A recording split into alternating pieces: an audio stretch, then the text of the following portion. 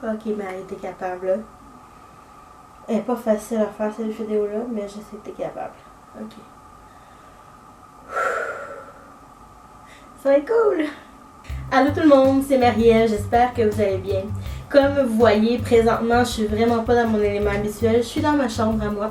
Je trouvais que c'était l'endroit parfait pour vous faire cette vidéo-là, parce qu'elle a été, cette pièce-là a été vraiment un endroit où je me suis sentie le mieux pendant les derniers mois. Aujourd'hui, on va faire un story time, mais pas n'importe lequel, celui sur mes troubles anxieux. Donc on va commencer tout de suite. Je me suis toujours sentie un petit peu anxieuse, un petit peu stressée en permanence tout au long de ma vie. Je crois que certaines personnes, ça arrive souvent au niveau des troubles anxieux, mais pour moi c'était normal jusqu'à il y a quelques mois, je dirais, avant mon déclic ou avant que je change complètement d'univers en fait. Donc, je dirais, ça fait exactement un an à peu près aujourd'hui. J'avais beaucoup de difficultés à dormir. Je dormais quelques heures par nuit. J'avais toujours le hamster qui tournait ou la tête qui pensait au moment de dormir. Ça m'empêchait de dormir tout le temps. En novembre, dans les conventions, en fait, je me mettais tellement de pression sur les épaules de faire la vidéo parfaite ou faire plusieurs vidéos parfaites que ça me stressait en permanence. J'ai toujours été une personne qui était hyper perfectionniste de ce côté-là. Donc, c'était quelque chose que j'ai travaillé par la suite éventuellement, mais on va y revenir plus tard. Au mois de novembre, j'ai fait une petite crise d'anxiété en lien avec ça. Puis ça, je ne savais pas que c'était une crise d'anxiété à ce moment-là. Ce qui m'a vraiment mis un gros déclic, c'est que moi, habituellement, j'aime beaucoup le temps des fêtes. J'aime beaucoup Noël. Et l'année dernière, Noël 2015, je l'ai vécu sur le neutre. Donc, je l'ai vraiment pas vécu comme les autres années. J'étais présente, j'étais contente d'être avec ma famille, avec mes amis et tout. Mais j'avais pas l'impression que j'en profitais pleinement comme les autres années. J'avais pas nécessairement les mêmes émotions, j'étais moins motivée.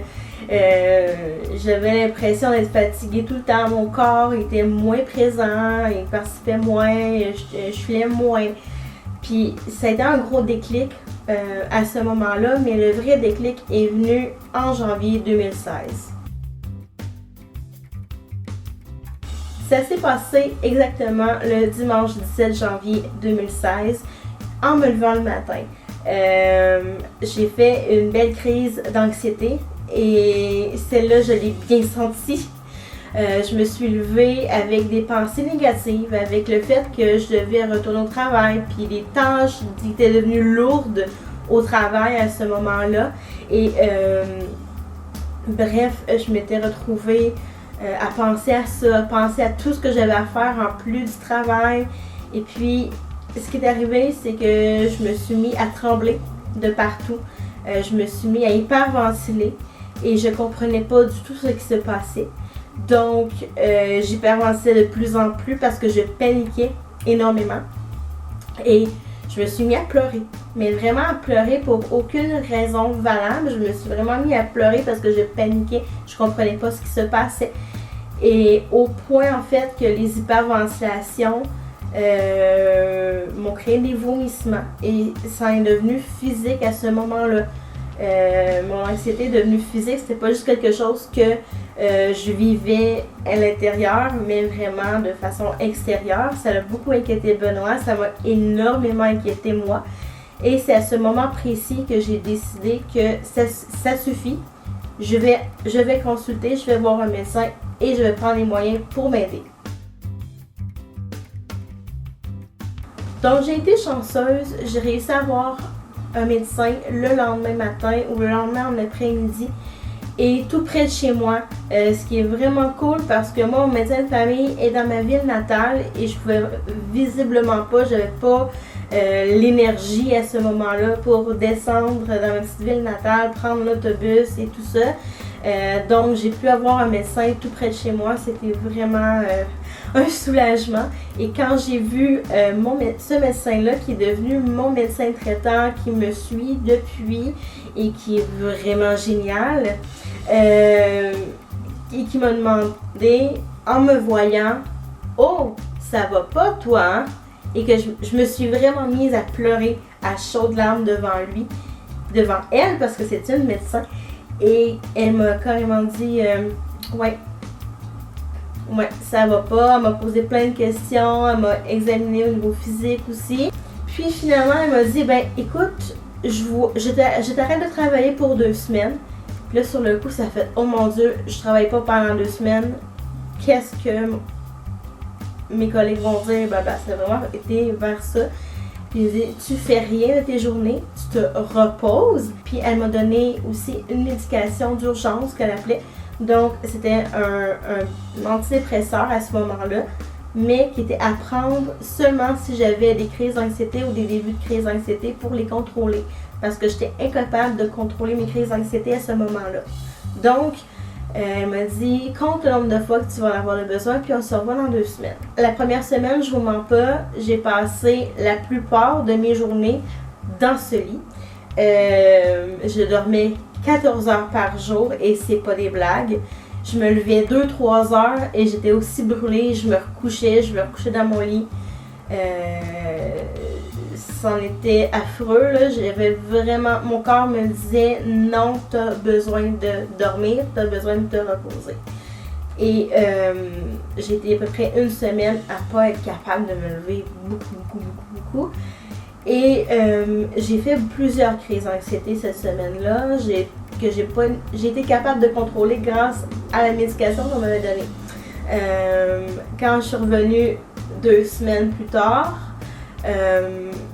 elle m'a demandé combien de fois j'avais pris la médication. Et ça a été un tournant, ça aussi. Je lui ai dit 10aine de fois. Et ses yeux, je vous mens pas, sont venus grands, puis ils m'ont dit oui. Ouais, mais je te confirme que tu as des troubles d'anxiété. Et ça m'a fait un choc parce que pour moi, un trouble d'anxiété, c'est un peu une maladie mentale. Et veux pas, on a beaucoup de... Les gens ont beaucoup de préjugés en rapport à ça. Puis moi, j'étais comme un peu élevée dans cette mentalité-là. Oh mon Dieu, je suis folle maintenant. Puis j'étais pas capable d'accepter l'évidence de ce qui se passait. Maintenant, je suis très très heureuse. Cette vidéo-là prouve en sorte que ça fait longtemps que j'ai accepté mon état et que je suis capable de le gérer maintenant. Mais à l'époque, j'étais vraiment pas capable. Puis quand mon médecin m'a dit, ben t'as des troubles d'anxiété, je vais te donner une médication, un antidépresseur. Et là, j'ai fait non, je me retrouve avec des médicaments, des antidépresseurs. Oh my god, j'ai vraiment bad triplé sur le coup. Ça m'a vraiment pas fait du bien. Mais je dois vous avouer, si jamais vous allez voir un médecin concernant les troubles anxieux et qui vous demande de prendre des médications, ignorez-les pas. Moi, je ne l'ai pas fait et ça a été la meilleure idée de ma vie. C'est la meilleure décision que j'ai prise de ma vie, de prendre ma médication parce que ça m'a tellement aidé. Oui, ça m'a aidé beaucoup et il y a beaucoup d'autres choses aussi qui m'ont aidé, mais si jamais vous voulez que je vous en parle de mes petits trucs anti-anxiété, vous me direz en bas dans les commentaires. Bref, j'ai commencé à prendre des antidépresseurs et on m'a fortement recommandé d'aller voir un psychologue spécialisé dans les troubles anxieux, parce que j'avais encore une fois la chance d'en avoir un tout près de chez moi. Donc j'ai vraiment suivi tous ces conseils, puis aussi j'ai été prolongée d'1 mois de mon arrêt de travail à ce moment-là pour que je puisse m'adapter à mes antidépresseurs. Donc bref, 1 mois passe, j'ai vécu mes premières rencontres avec mon psychologue et ça aussi, ça m'a fait vraiment beaucoup de bien. 1 mois plus tard, c'était pas assez fort. Fait que j'ai vraiment ajusté ma médication avec comment je me sentais et tout. Et c'est encore le cas. Il ne faut pas se dire qu'une médication, tu vas avoir le même dosage tout le temps. Parce qu'un médicament peut faire des réactions, des effets secondaires qui ne sont pas nécessairement très bons, mais à partir de plusieurs semaines. Fait que c'est ce qui est arrivé. Et j'avais d'énormes maux de tête, mais énormes maux de tête qui m'empêchaient de dormir. Je suis allée voir mon médecin encore avec ça à l'esprit que j'avais beaucoup de maux de tête. On me fait faire des scans et tout. Tout était beau au niveau des scans de mon cerveau. Puis, c'est ce qui m'a fait faire un flash, ce qui m'a fait me dire, mais hey, est-ce que ça se peut que j'ai des maux de tête parce que c'est un effet secondaire de ma médication, puis en effet, c'était le cas. Bref, on est un petit peu trop loin dans le temps. J'ai manqué le travail jusqu'en mai 2016. Pendant ce temps-là, j'ai vraiment développé plusieurs trucs pour m'aider avec mes troubles anxieux. Que je vais sûrement parler dans une prochaine vidéo. Puis j'ai été voir à toutes les semaines mon psychologue et ça faisait des miracles pour moi de travailler sur moi, de travailler sur mes petits bobos. Ça m'a vraiment fait du bien. C'est ce qui m'a beaucoup aidé, ça et aussi mes petits trucs. Mes petits trucs que je vais parler. Encore une fois, je me répète beaucoup, hein. Je suis vraiment désolée. Bref. Je suis finalement retournée au travail au milieu du mois de mai dernier à mon travail en garderie. Et j'étais vraiment rendue là dans mon développement. Il faut dire aussi que j'étais retournée un petit peu auparavant en mars en progressif. Ça n'avait pas du tout fonctionné comme je le voulais. Ben, ça avait bien fonctionné, sauf que mon corps n'était probablement pas prêt. Et ma tête non plus. Ce qui a fait en sorte que dans le temps de Pâques, j'ai fait une méga grosse crise d'anxiété. Donc j'ai dû retourner en arrêt de travail jusqu'en mai. Et après ça, j'étais vraiment contente parce que j'étais fière de moi de pouvoir retourner au travail. Parce que pour moi, c'était un grand accomplissement. Ça voulait dire que j'avais beaucoup évolué. Ça voulait dire que j'étais apte à contrôler mon anxiété sans avoir l'aide de personne. Donc, être autonome à ce niveau-là, et c'était vraiment génial. Les gens autour de moi m'ont beaucoup aidé et m'ont beaucoup supporté à travers ce que j'ai vécu. Ce que j'ai vraiment apprécié, c'est pas tout le monde qui est vraiment apte à comprendre c'est quoi une maladie mentale, à comprendre c'est quoi de l'anxiété, à prendre ça au sérieux aussi, parce qu'il y a beaucoup de gens qui vont faire « Ah, ça va passer, tu peux retourner travailler, c'est juste tes petits bobos, c'est juste dans ta tête. » Mais quand tu vis de l'anxiété, des troubles anxieux, c'est complètement autre chose. C'est quand même autre chose, puis tu as besoin de ce temps-là pour toi, pour soi et puis pour prendre soin de soi. Donc, je suis très chanceuse. J'ai un copain merveilleux qui m'aime à la folie et qui m'aidait à 1000%. D'ailleurs, Ben, il est tout le temps là pour moi encore. Puis, je suis tellement reconnaissante pour ce qu'il fait pour moi, sérieusement, là. Au côté familial, les gens étaient présents pour moi. Certaines personnes étaient présentes pour moi, comprenaient ce que je vivais, mais certaines personnes ne comprenaient pas nécessairement ce que je vivais. Donc, il fallait que j'explique ce que moi, quels étaient mes sentiments et tout ça, quels étaient ce que je ressentais à l'intérieur de moi, puis qu'ils ne prennent pas ça personnel nécessairement. Je suis chanceuse d'avoir des amis aussi. Et vous, d'ailleurs, mes abonnés, je vais vous faire un grand remerciement en rapport à ça aussi parce que vous avez été présents pour moi sans vous en rendre compte nécessairement. Quand je faisais des vlogs, que j'allais plus ou moins bien, que je parlais un petit peu de mon anxiété et tout, vous étiez toujours présents pour moi.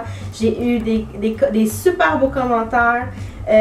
J'ai eu des messages via Snapchat de fans qui m'écrivaient des messages comme quoi ils m'aimaient, qui m'envoyaient des bisous.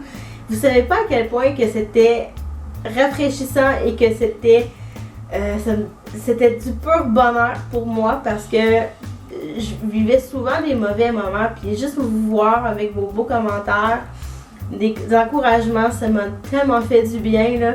Donc, de voir que vous étiez présents, vous, autant que mes amis, que ma famille, que mes gens près de moi, puis que vous me lâchiez pas malgré que je postais pas nécessairement énormément de vidéos, ça m'a fait vraiment chaud au cœur à ce moment-là. Puis ça m'encourageait énormément à continuer ce que j'étais en train de vivre et mon cheminement à ce moment-là.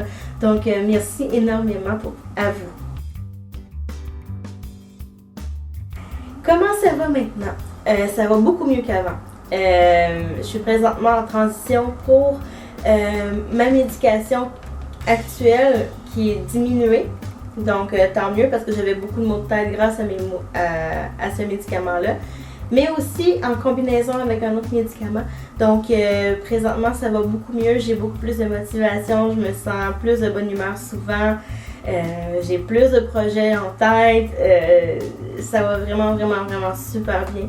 Je suis vraiment contente du résultat que j'ai présentement. J'ai moins de stress, je me sens moins anxieuse.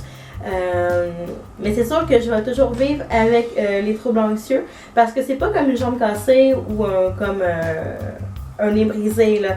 C'est quelque chose avec lequel tu vis, et que tu apprends à vivre avec, bien sûr. Je ne vois plus présentement mon psychologue parce que mon psychologue, je crois plus avoir le besoin pour le moment. Mais ça a fait vraiment du bien d'aller en rencontrer un. C'est quelque chose que je vais recommander à n'importe qui, même s'ils n'ont pas de troubles anxieux. Et qui ont juste besoin de parler. Donc c'est quelque chose qu'il ne faut pas avoir de tabou à aller voir un psychologue sérieusement. C'est pas parce que t'es pas nécessairement fou parce que tu vas voir un psychologue. Il faut se dire ça dans la vie. Bref, il y a plein de petits trucs que j'ai appris au fil du temps de janvier à mai. Je les fais constamment.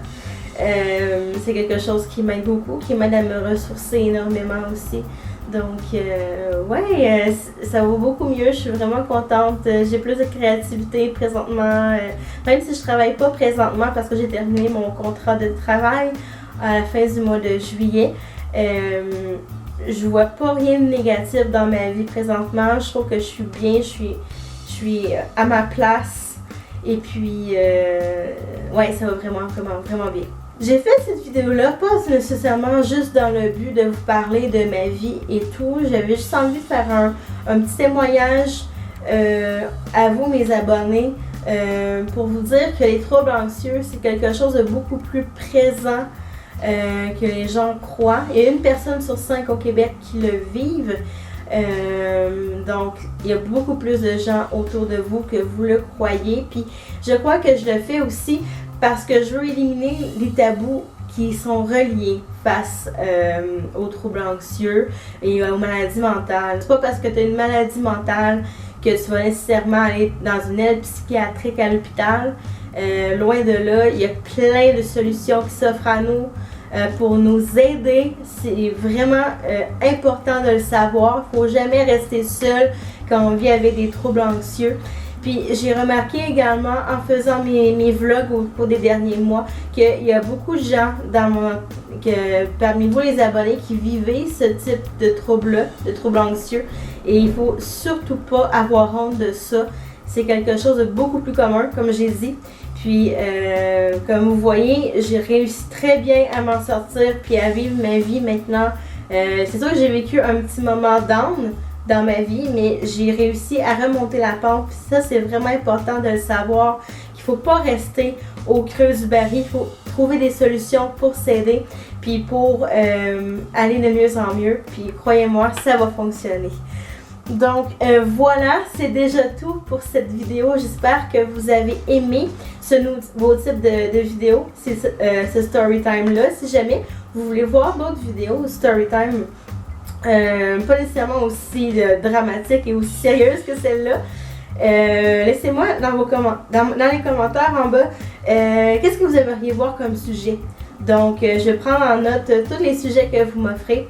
Puis je vais probablement faire d'autres story time parce que je me rends compte que juste m'asseoir ici sur mon lit avec ma petite chandelle à côté, Ça me fait vraiment du bien juste vous parler à la caméra comme ça. Donc, ben, si vous avez aimé la vidéo, laissez-moi un bon pouce bleu. Abonnez-vous à la chaîne si c'est pas déjà fait.